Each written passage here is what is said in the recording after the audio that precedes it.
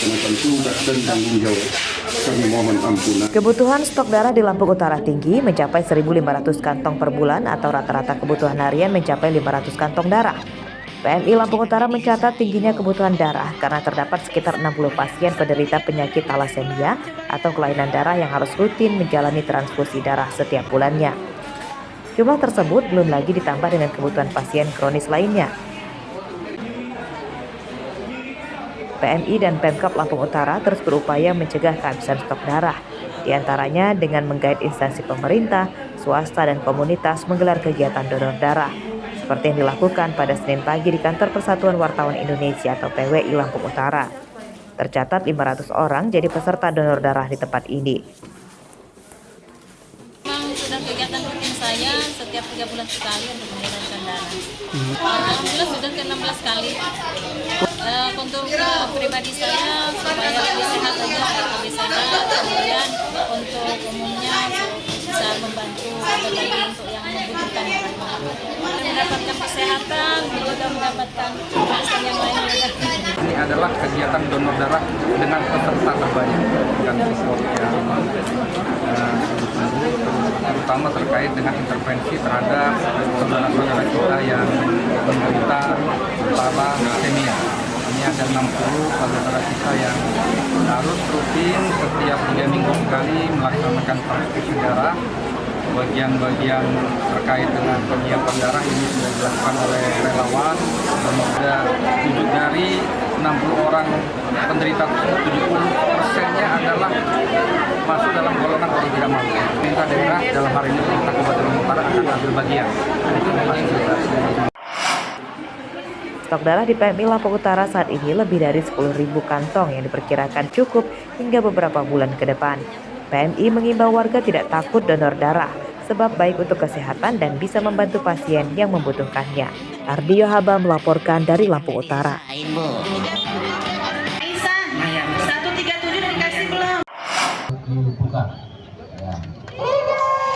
Olahraga lari sudah jadi bagian dari gaya hidup warga perkotaan.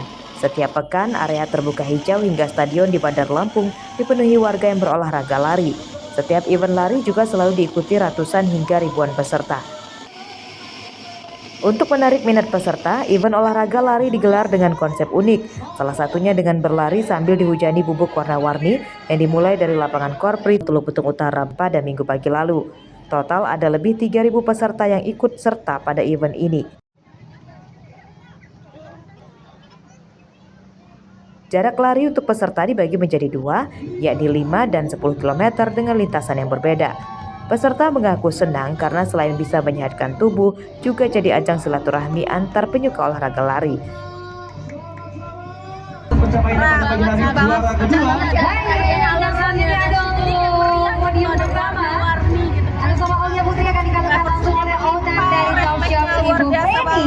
Dipersilakan Ibu.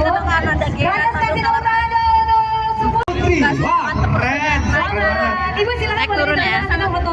Ya, fotografer juga banyak banget kanan kiri ada semua. Kita mengikuti coloran kali ini baru pertama kali atau memang sudah biasa? Kalau aku sih udah biasa. Aku baru pertama kali. Semangat kita pada pagi hari ini 3, 2, 1. Terima kasih. Warna coloran, warna yang berbeda dari event-event sebelumnya. Kalau biasanya kita bertema half marathon, lari yang serius semangat, tapi kali ini kita membuat tema coloran ini supaya teman-teman nggak cuma lari serius-serius, terus kita harus banyak fun-nya. Nah, colorannya adalah solusi dan alternatif yang kami pilih supaya teman-teman bisa ngerasain hal lain dalam rangka HORNAS, Hari Olahraga Nasional. Ada berapa banyak peserta kok yang ikut? 3.300. Itu dari daerah mana aja kok? Macam-macam kalau kami lihat dari pendaftaran yang kami terima, ada dari Cilegon, Bandung, Sulawesi, Pulau Jawa kebanyakan, Palembang, Bengkulu, Maupun Timur ya. Event lari ini juga digelar Pemprov Lampung untuk memperingati Hari Olahraga Nasional. Peserta juga berharap semakin banyak kegiatan olahraga khususnya lari yang digelar. Jeffrey Arifin melaporkan dari Bandar Lampung.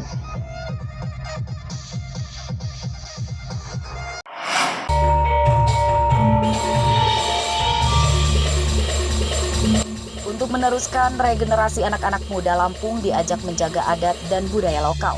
Mereka dilibatkan dalam berbagai pagelaran seni tradisional seperti musik, tari, teater, lukisan, hingga kaligrafi.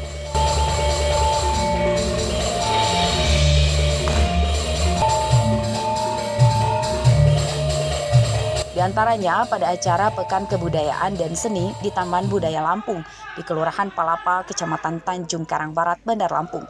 Kegiatan digelar sejak 16 hingga 21 Oktober 2024. Kegiatan ini diikuti ratusan peserta.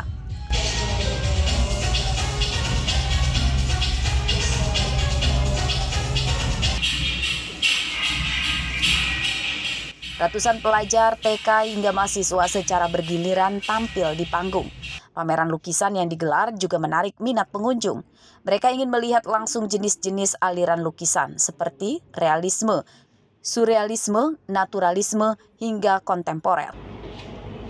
Pameran seperti ini tuh sangat baik ya untuk kayak, oh gini loh caranya pelukis. Ada kayak salah satu tadi lukisannya dari kayu, terus ada yang dari kelihatan pakai tekstur. Nah, jadi kita lebih tahu, oh sebenarnya seni itu masih beragam jenisnya. Itu apakah harapan kita? Kedepannya adalah kayak misalnya terus digelar gitu. Pekan Kebudayaan Daerah ini diisi dari anak-anak TK, SD, SMP, SMA, mahasiswa, sanggar-sanggar yang ada se-Provinsi Lampung. Mereka menampilkan karya-karya terbaiknya untuk kita tonton, kita saksikan bersama-sama. Dengan tema Budaya Daerah untuk Indonesia Maju. Selama sepekan kita akan menampilkan karya-karya terbaik dari sanggar-sanggar seni yang ada se-Provinsi Lampung, dari anak-anak TK, pelajar, SMP, SMA, sampai mahasiswa. Tema budaya daerah untuk Indonesia diambil sebagai semangat bahwa budaya Lampung bisa bersanding dengan budaya daerah lain. Apalagi di Lampung sudah dihuni multi etnis sehingga menunjukkan pentingnya toleransi dan akulturasi. Jeffrey Arifin melaporkan dari Bandar Lampung.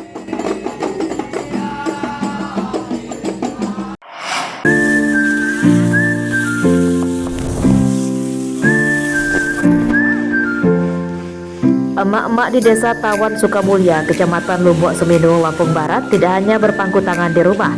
Mereka bersatu membangun usaha sangrai dan penggilingan kopi. Penggilingan kopi mandiri ini bisa menampung hingga puluhan kilogram kopi dari para petani per hari. Mereka mematok harga Rp12.000 per kilogramnya. Pelanggannya ada yang dari Desa Sukamulya maupun petani desa lain. Depannya ya kami bisa di pemasarannya di online gitu. Terus kalau untuk sekarang masih ngisi di warung-warung terdekat, toko-toko terdekat gitu.